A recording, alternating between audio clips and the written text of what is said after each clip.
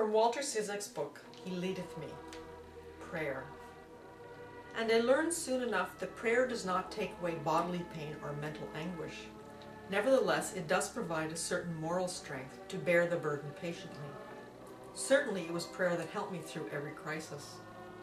Gradually, too, I learned to purify my prayer and remove from it the elements of self-seeking.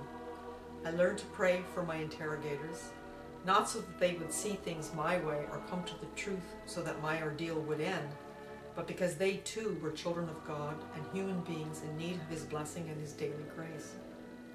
I learned to stop asking for more bread for myself and instead to offer up my sufferings, the pains of hunger that I felt, for the many others in the world and in Russia at that time who were enduring similar agony and even greater suffering. I tried very hard not to worry about what tomorrow would bring, what I should eat, or what I should wear, but rather to seek the kingdom of God and His justice, His will for me and for all mankind. Thy will be done.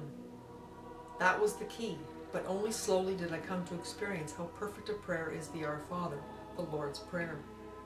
Lord, teach us how to pray, the disciples had said, and in His answer, the Lord had explained the whole theology of prayer in the most simple terms, exhaustive in its content and yet intended for the use of all men without distinction.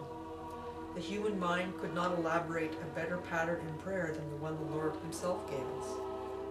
He begins by placing us in the presence of God, God the Almighty, who has created all things out of nothingness and keeps them in existence lest they return to nothingness, who rules all things and governs all things in the heavens and on earth according to the designs of His own providence.